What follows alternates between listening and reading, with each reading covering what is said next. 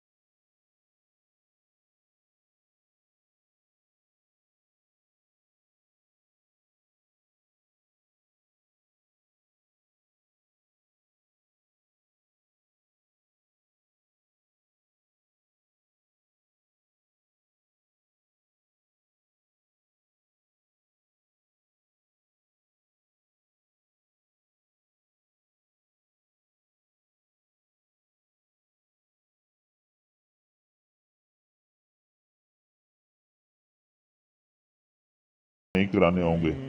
اس کے علاوہ جن عازمین کو سعودی عرب میں ریال ملتے تھے، اسے بھی اب حج کمیٹی کو ادا نہیں کرنا ہوگا، بلکہ اب حاجی خود اپنا پیسہ لے جا سکتے ہیں۔ اس کے علاوہ درخواست فارم کی فیس بھی حاجیوں سے وصول نہیں کی جائے گی۔ ناظرین، اس کے علاوہ بزرگوں، معذوروں اور خواتین کو بغیر کسی قرآن کے ترجیح دی جائے گی۔ اس کے علاوہ 45 سال سے زیادہ عمر کی کوئی بھی خاتون اب تنہا حج کے لیے درخواست دے سکتی ہے، جبکہ اس سے قبل حکومت نے بغیر محرم کے 4 خواتین کے ساتھ جانے کا قانون بنایا تھا۔ ناظرین، رواں برس حج کوٹا 1,75,000 ہے، جس میں سے 80% عازمین حج کمیٹی کے ذریعے جائیں گے، جبکہ 20% निजी टूर ऑपरेटर के जरिए सफर हज के लिए रवाना होंगे। नाज़रीन, इस दफा 25 एम्बार्केशन पॉइंट बनाए जाएंगे जिसमें तमाम आज़मीन को ये सहूलत मैसर होगी कि वो कोई भी 2 एम्बार्केशन पॉइंट का अपनी मर्जी के मुताबिक इंतखाब कर सकेगा। नाज़रीन, अब से तमाम आज़मीन की सेहत के लिए सिर्फ सरकारी मराकज़ पर ही चेकअप कराना होगा, क्योंकि प्राइवेट अस्पताल की रिपोर्ट का अपने एतमाद नहीं होती थी। इसके अलावा हाजियों को पैसा भी खर्च करना पड़ता था, जिसे अब मुफ्त करना होगा। इसके अलावा एक नई पहल भी की गई है।